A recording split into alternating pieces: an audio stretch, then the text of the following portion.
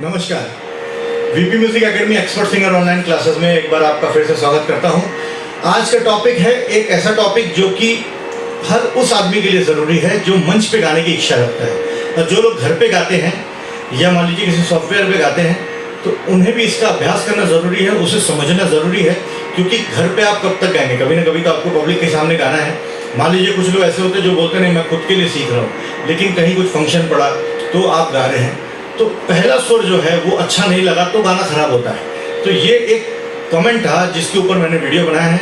Doctor Suhas नलगिरकर जो कि शहर पुणे से हैं, उन्होंने ये सवाल पूछा था कि सर पहला सुर कभी कभी गाने में सही नहीं लगता, और गाने का जब भी कलाकार मंच पे आता है तो जब वो गाने के लिए मुंह खोलता है, जैसा उसने पहला शब्द का उच्चारण किया, अगर वो स्वर में है तो ऑडियंस जो है ना आ जाती है उसके वश में। मतलब क्या रहता है कि ऑडियंस समझ जाती है कि बंदा कहाँ तक जाने वाला है। लेकिन जब कोई आदमी पहले स्वर पे ही गलत स्वर लगा दे, तो स्वर कुछ बज रहा है जैसा सा और वो ऐसा कर दिया, तो वो पूरा मैच जो है ना वहाँ पे पब्लिक का देखने का नजरिया जो है बदल जाता है। तो इसके लिए कभी भी जब गाना शुरुआत करना होता है तो गाना शुरू जब होता है उस समय स्वर को कैसे समझे, इस टॉपिक पे मैं वीडियो बना रहा हूँ। क्योंकि हमेशा ये मैं देखता हूँ, क्योंकि मैं एक टीचर हूँ। मैं ऑनलाइन तो आप देख रहे हैं सीख रहे हैं, लेकिन ऑफलाइन बहुत सारे लोगों को सिखाता हूँ। करीब 250 लोगों को अब तक सिखा चुका हूँ 1.5 साल के अंदर। सिर्फ 1.5 साल के अंदर 250 लोगों को मैंने सिखाया है और वो अच्छा कर रहे हैं, कहीं ना कहीं सब अच्छा गा रहे हैं। तो सबको ये चीज़ें बताता हूँ कि पहला स्वर जो है ना वो सही लगना चाहिए। मैं एक चीज़ तो हमेशा बोलता हूँ आप सबको कि आप जो है कि हारमोनियम के बारे में ज़रूर जानकारी लीजिए। मैं हमेशा बोलता हूँ, मेरे हर वीडियो में आप देखेंगे कि जब स्वरों के ऊपर बात आती है तो मैं बोलता हूँ कि हारमोनियम को जानिए। तो वो तो आपको मैंने लास्ट वीक वीडियो में भी बोल ही दिया था कि हारमोनियम सीखिए, हारमोनियम समझिए। तो हारमोनियम होना ज़रूरी है। अगर हारमोनियम नहीं जानकारी है तो स्वरों का सेंस कमज़ोर पड़ता है, क्योंकि सुन के कैसेट से कितना ही आदमी सीखेगा। वही कैसेट आप भी सुनते हैं, वही कैसेट मैं सुनता हूँ, लेकिन हमें समझ में आता है क्योंकि हमें ये पता है। तो देखिए, जब कोई गाना शुरू होता है तो जैसा मान लीजिए कि किशोर दा का ये गाना है, अब जैसा चेहरा है चांद खिला है, तो इसमें जब गाना शुरू होता है ना तो गिटार के बाद आता है ये पार्ट आता है हो, यहाँ पे जो प्रॉब्लम होती है। अब देखिए ये नोट कैसा है, हो चेहरा। अब ये नोट क्या है, हो। तो हो कहाँ पर है, वो जरा पास पर। अगर ऐसे देखे तो,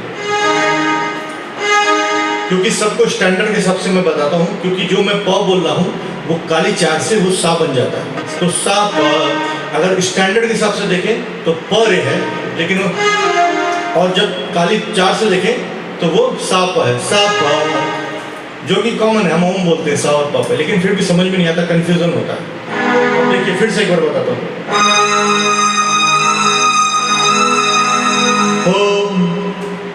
सटीक स्वर पे आना हो, तो क्या करते हैं हो ऐसा होता है। कब कंफ्यूजन में होता है, क्योंकि क्या रहता है उनका ध्यान अलग जगह पे रहता है। घबराहट रहती है मन में। क्यों रहती है घबराहट, कि स्वर लगेगा कि नहीं लगेगा, क्योंकि इसकी जानकारी नहीं है। एक बार आपको पता रहेगा ना कि क्या बोल रहा है,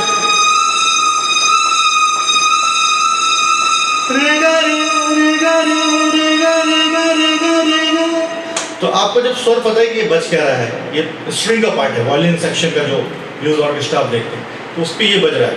आपको पता नहीं है कि ये है क्या, तो आपने देखा तो आप पता नहीं रहेगा स्वर की वो रे पे रे गा रे, फिर उसके बाद प, तो प पे आना प रे सा प, तो यहाँ पर कंफ्यूजन क्रिएट होता है। तो ऑलवेज कैसा है कि एक तो सबसे पहले जरूरी चीज़ है कि सांस की जानकारी है तो बिल्कुल लीजिए, आपको उस चीज़ की जानकारी मिलेगी कि हाँ हारमोनियम में होता क्या क्या। तो ये जो है होता तो सिंपल सा चीज़ है, क्योंकि सभी गाने इन 12 स्वरों के अंदर ही आते हैं। ये पूरी दुनिया जो है 12 स्वरों के अंदर ही समाई हुई है, बाहर कुछ भी है ही नहीं, 13वां स्वर बना ही नहीं है, फिर भी हमको प्रॉब्लम होती है। तो इन सब चीज़ों के लिए हमें रियाज बहुत ज़रूरी है। और जब भी हम गाना गाते हैं, जैसा म्यूज़िक शुरू हुआ हो, तो हारमोनियम सीखिए।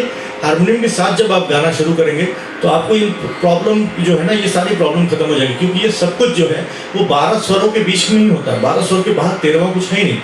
12 स्वर क्या है, आप समझ लीजिए कि 12 शहर के बारे में आपको जानना है, उसको अगर आप डीपली जान गए तो बहुत छोटा सा चीज़ है। तो जैसा ये घबराहट जो होती है ना, ये चीज़ों को जानने के लिए जब मान लीजिए कोई भी गाना शुरू है तो उसका म्यूजिक जो है ना उससे आपको याद करना है। किसी भी स्केल का गाना हो, कोई भी फीमेल सॉन्ग हो, मेल सॉन्ग हो, उसके म्यूजिक पार्ट को याद रखिए जहाँ पे सिंगर से शुरू होता है गाना। कभी कभी कुछ गाने ऐसे हैं जो डायरेक्ट कॉर्ड पे शुरू होते हैं, तो जैसे यहाँ पर ही किशोर दा का एक गाना मैं आपको सुना देता हूँ, यही स्केल है। यहाँ पर कुछ गाने जो है ना डायरेक्ट सिंगर से शुरू होते हैं, तो जैसा वो है तुझ संग प्रीत लगाई सजना सजना सजना। जब मान लीजिए कोई गाना डायरेक्ट शुरू हो रहा है सिंगर से, तो भी वो स्वर है, जैसे ये पार्ट पड़ा आपके साथ, तो आपको गुनगुनाना है, फिर आप स्वर में आ जाएंगे, अब चेंज हो गया,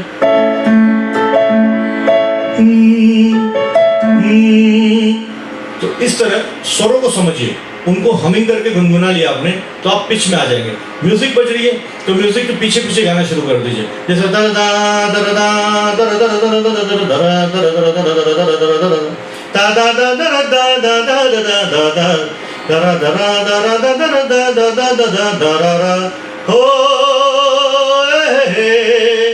तो इससे क्या रहता है कि स्केल देखिए अलग है, मेरा भी तानपुरा अलग स्केल में बज रहा है, मैं दूसरे स्केल में गा रहा हूँ, लेकिन स्वर वही वाला पकड़ लिया जो कि पीछे स्केल अलग है। तो अगर एक बार तैयारी ऐसी कर ली, आपने हमिंग करना शुरू किया, गाने को पकड़ना शुरू किया, गाने के म्यूजिक को ध्यान रखना शुरू किया, तो पहला स्वर आपका जो है वो ऑलवेज सटीक लगेगा।